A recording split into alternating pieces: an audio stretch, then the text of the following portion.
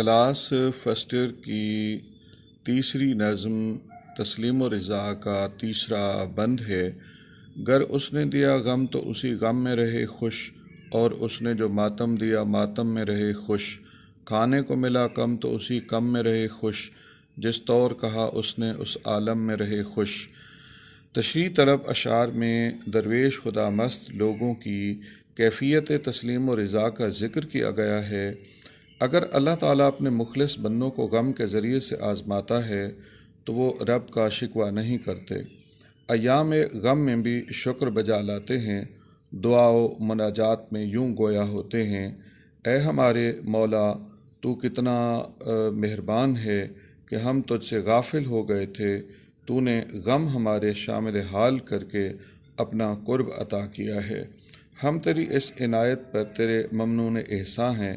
یا سریع الرضا، اے اپنے بندوں سے جلد راضی ہو جانے والے خدا، راضی ہو جا، غموں کو ٹال دے۔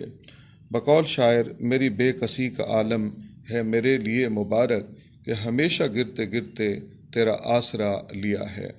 اللہ تعالیٰ اپنے پیاروں کو ایسے دکھوں سے آزماتا ہے جن میں ماتم، رونا پیٹنا، غم کا ظاہری اظہار بھی شامل ہو جاتا ہے۔ اولاد کا بیمار ہو جانا پریشانی ہے، ناچار ہو جانا غم ہے، مگر جوان اولاد کی موت ماتم ہے۔ اللہ والے چھوٹے بڑے غموں میں رب کا شکوہ نہیں کرتے، بلکہ شکر بجا لاتے ہیں۔ عاشقان الہی کی نظر کربلائے معلیٰ پر جم جاتی ہے، بوڑھے جوان بچے سب شہید ہو جاتے ہیں۔ نواس رسول جگر گوشہ بطول حضرت امام حسین علیہ السلام فرماتے ہیں: رضم بقضائہ و تسلیما لامرہ، اے خدا میں نے تیرا فیصلہ مان لیا اور تیرے حکم کے آگے سر تسلیم خم کر دیا ہے۔ اللہ تعالیٰ سے محبت کا دعویٰ زبانی آسان ہے مگر عملی مشکل ہے۔ خدا اپنے پیاروں کو مختلف طریقوں سے آزماتا ہے۔ ایک بڑا ذریعہ امتحان فاقہ ہے۔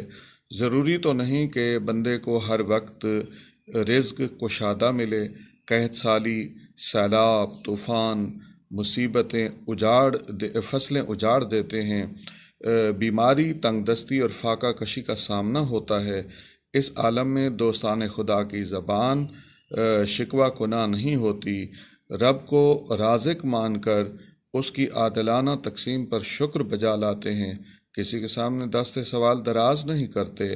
حالانکہ بھوک ایسی آزمائش ہے جو بندے کا ایمان بھی سلب کر لیتی ہے، مگر اللہ والے فاقوں میں روزے کا سہارا لے کر اسے عبادت میں بدل دیتے ہیں۔ جس حال میں تو رکھے تیری بندہ پروری ہے، تیری بندہ پروری سے میرے دن گزر رہے ہیں۔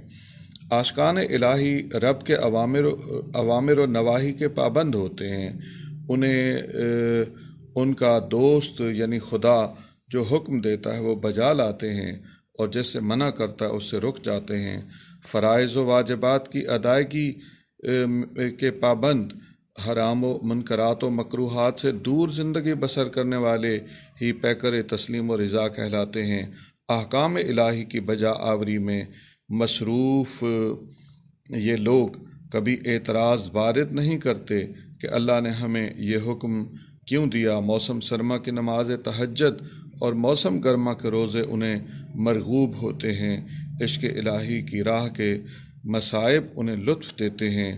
آزمائشیں ان کے ایمان میں اضافے کا سبب بنتی ہیں۔ اے ہمارے رب، ہمیں یہ کیفیت و مقام و منزل اور ذوق عطا فرما۔ اے خدا، جس نے تجھے کھویا اس نے سب کچھ کھو دیا، جس نے تجھے پا لیا اس نے سب کچھ پا لیا۔ حضرت امام حسین علیہ السلام۔